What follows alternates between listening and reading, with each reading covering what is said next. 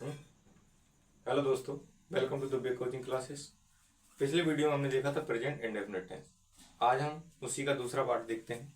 दूसरा tense present continuous tense. Number 2, present continuous tense. इसकी हिंदी होती है चालू वर्तमान काल। इसकी पहचान देखते हैं। ऐसे वाक्य जिनके अंत में रहा है, कौमा रही है, कौमा रहे हैं, शब्द आते हैं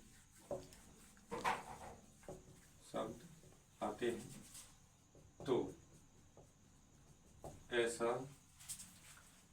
वाक्य प्रेजेंट कॉन्टिन्यूअस टेंस का होता है। इसकी सहायक क्रिया देखते हैं। सहायक क्रियाएं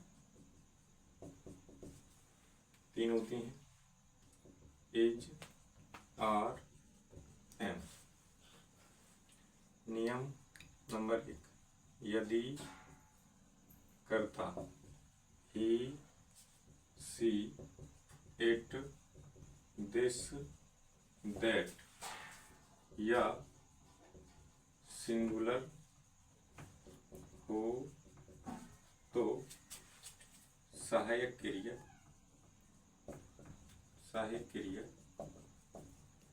इज का प्रयोग करते हैं। नियम नंबर 2, यदि कर्ता you, we, they, these, those या प्लूरल हो तो सहायक क्रिया आर का प्रयोग करते हैं। नियम नंबर 3, केवल आई के साथ एम का प्रयोग करते हैं। नियम नंबर 4, इस टेंस में मुख्य क्रिया यानी मेन वर्ब, मुख्य क्रिया के साथ आईएनजी का प्रयोग करते हैं। पहला सेंटेंस देखते हैं, एफर्मेटिव सेंटेंस। एफर्मेटिव को हिंदी में बोलते हैं सकारात्मक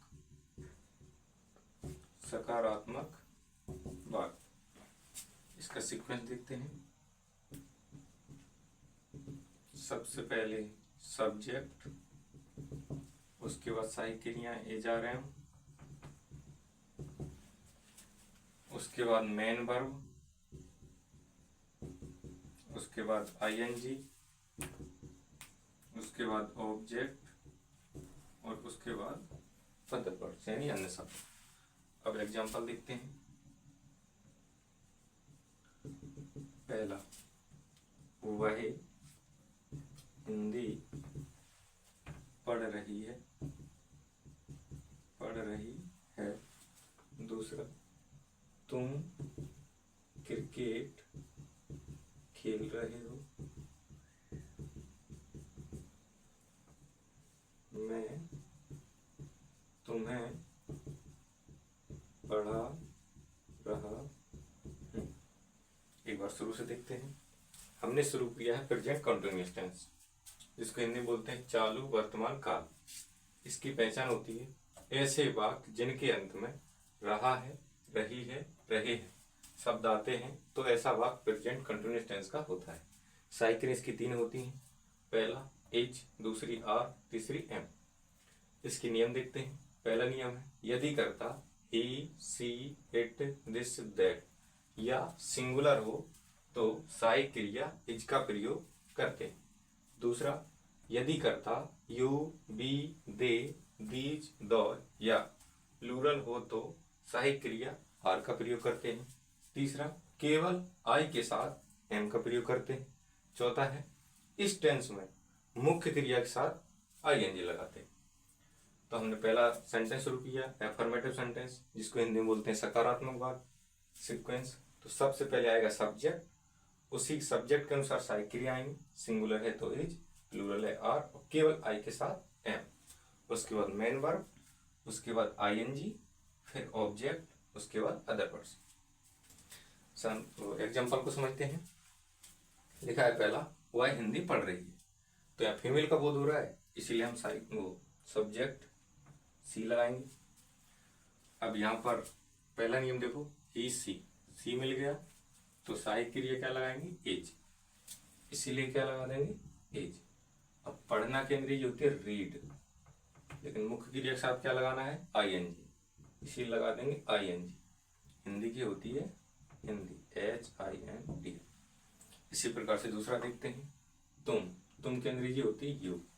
दूसरे नियम देखो, यदि करता यू, यदि यू है तो सहायक क्रिया आर का प्रयोग, इसीलिए लगा देंगे हम आर। तो यू आर, खेलना की प्ले, लेकिन मुख्य क्रिया के साथ लगाएंगे आईएनजी, तो इसलिए हो जाएगा प्लेइंग। और उसके बाद आएगा क्रिकेट, CRICKET। अगला मैं की अंग्रेजी होती है आई। नियम नंबर तीसरा देखते हैं, केवल आई के साथ एम का प्रयोग करते हैं, तो इसलिए लगाएंगे एम। पढ़ाना की होती है टीच, इसलिए इसमें लगाएंगे आईएनजी, और तुम की होती है यू। तो ये था हमारा दोस्तों प्रेजेंट कंटिन्यूअस टेंस। उम्मीद है आपको समझ में आएगा। इसी प्रकार से देखते रहिए दिव्या कोचिंग क्लासेस। धन्यवाद।